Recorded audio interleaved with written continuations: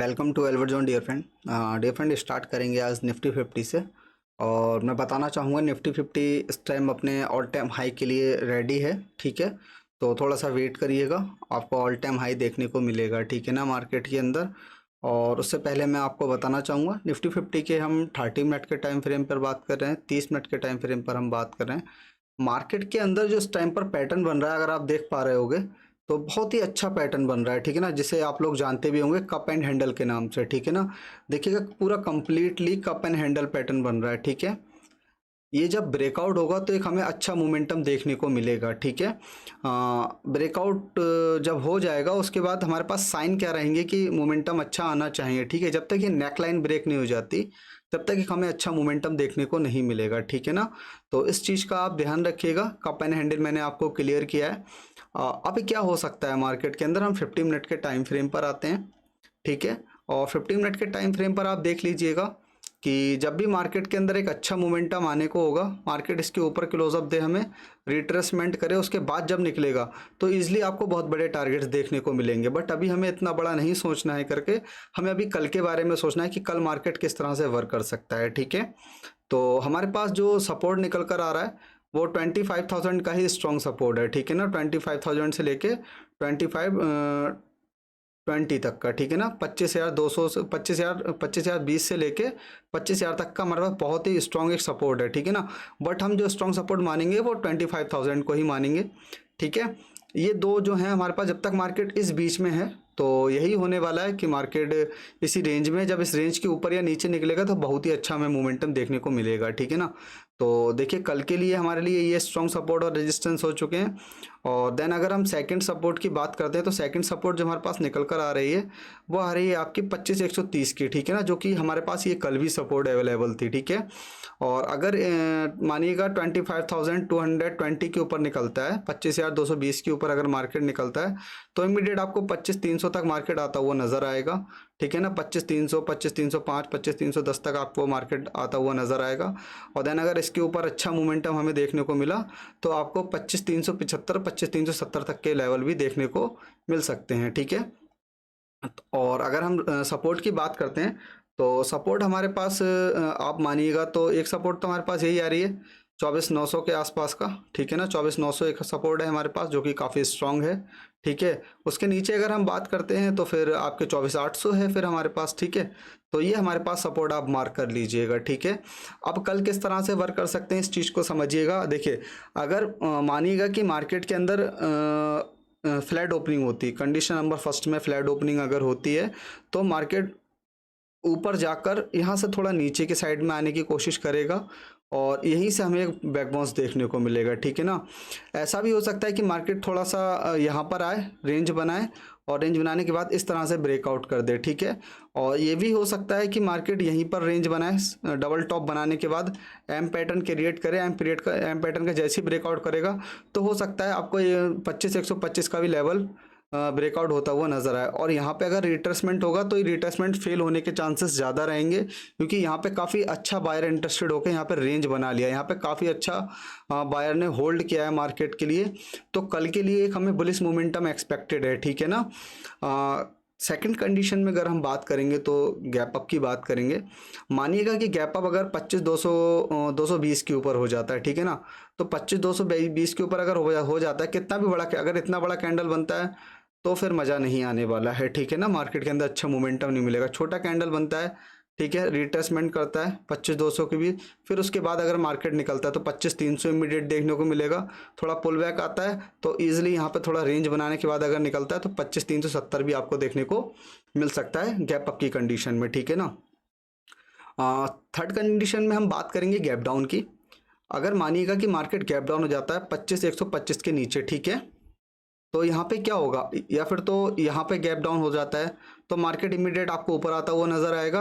और अनफॉर्चुनेटली अगर ऊपर नहीं भी आता है, यहाँ से डाउन साइड का फॉल आता है तो 25,000 से इस बार जो बैक बाउंस मिलेगा ना वो बहुत तगड़ा बैक बाउंस होगा। ठीक है ना, तो इस चीज़ का आपको ध्यान रखना है। ठीक है, देखिए निफ्टी का प्रीमियम मैनेज हो चुका है, जो कि एक्सपायरी थी वो क्लियर हो चुका है। आज हमारी सेंसेक्स की एक्सपायरी थी, तो कल इसका प्रीमियम मैनेज हो सकता है, ठीक है ना।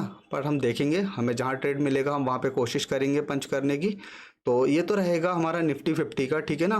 कप एंड हैंडल अगर ब्रेकआउट होता है इस लेवल के ऊपर, अगर ब्रेकआउट होता है और रिट्रेसमेंट लेता है, जैसे कि मैंने आपको बताया यहाँ पे गैप अप हुआ, गैप अप होने के बाद और रिट्रेसमेंट लिया, तो ये देखिए दो तरीके का रिट्रेसमेंट हो जाएगा। एक तो कप एंड हैंडल का हो जाएगा, और देन उसके बाद ये लेवल जो है उसका भी ब्रेकआउट होकर रिट्रेसमेंट हो जाएगा। उसके बाद जो मोमेंटम मिलेगा तो हो सकता है 25,370 आपको बहुत ईजी देखने को मिल जाए।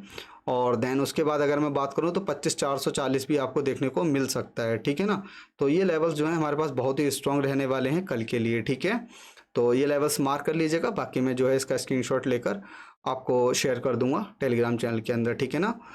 बात करेंगे हम सेंसेक्स की। सेंसेक्स के अंदर चलकर देखते हैं कि कल के लिए हम क्या कर सकते हैं, ठीक है।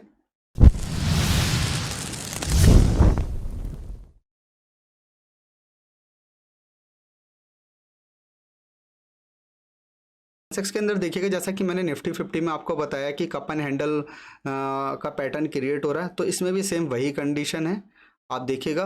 और कंटिन्यू अब ये समझ लीजिएगा, जैसे ही नेकलाइन ब्रेकआउट होती है एक अच्छे मूवमेंट के लिए हम तैयार हैं, और बुलिश मोमेंटम जो है हमें देखने को मिल सकता है। नेकलाइन का ब्रेकआउट होते ही मार्केट काफ़ी अच्छे मूवमेंट के लिए आएगा। 83,000 आपको इमीडिएट देखने को मिलेगा, 83,500 भी आपको देखने को मिल सकता है, ठीक है ना। ऑलरेडी रेजिस्टेंस हमने मार्क कर लिया 82,330 का, ठीक है। थोड़ा सा और इसको मैनेज कर लेते हैं। 82,300 का जो है हमारे पास अब जो है रेजिस्टेंस क्रिएट हो चुका है।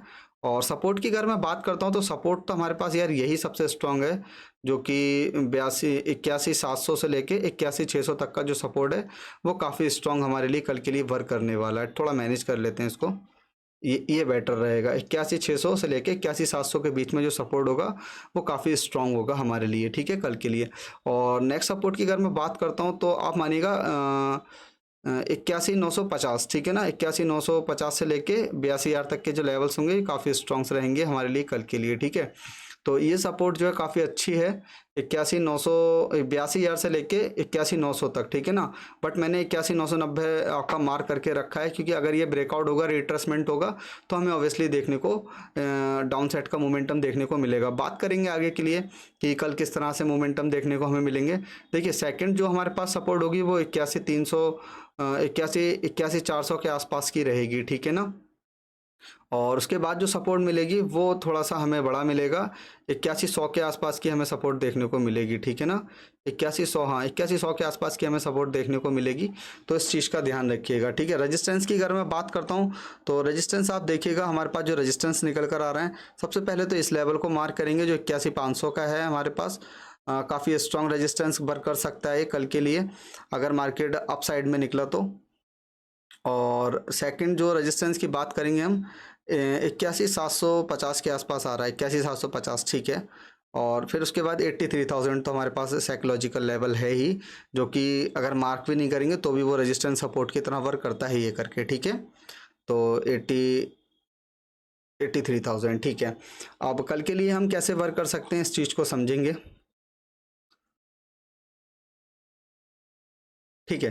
देखिएगा क्या होता है, अगर मार्केट के अंदर फ्लैट ओपनिंग होती है, ठीक है ना, तो फ्लैट ओपनिंग की कंडीशन में दो चीज़ रहती हैं। अगर मार्केट मानिएगा 82,300 के लेवल को ब्रेकआउट नहीं कर पाता है, 82,300 के लेवल को ब्रेकआउट नहीं कर पाता है, तो मार्केट के अंदर एक थोड़ा सा सेल ऑफ देखने को मिलेगा। हो सकता है आपका 82,100 से वापसी हो जाए, या 82,000 से वापसी हो जाए, या 81,900 से वापसी हो जाए।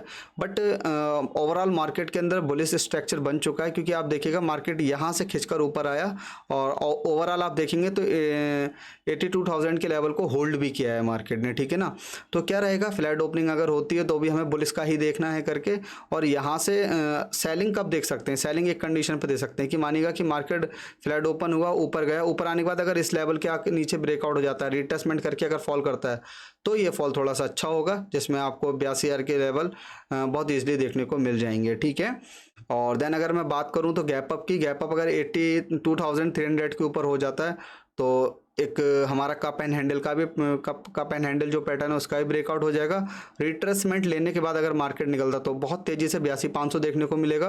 82,500 पे अगर एक छोटा सा रेड मोड कैंडल रिट्रेसमेंट लेता है तो फिर इमीडिएटली आपको 82,800 भी देखने को मिल सकता है। मार्केट के अंदर मोमेंटम बहुत फास्ट आने वाला है, इस चीज़ का ध्यान रखिएगा, ठीक है। बात करेंगे गैप डाउन की।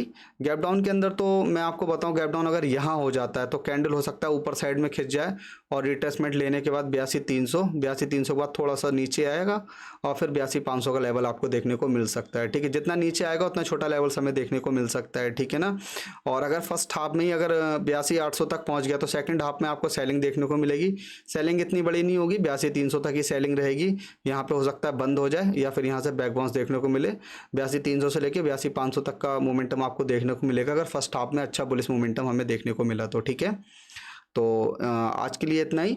बाकी कल जैसा भी मार्केट रहेगा स्ट्रक्चर मैं आपको बताता रहूँगा। Okay, thank you so much.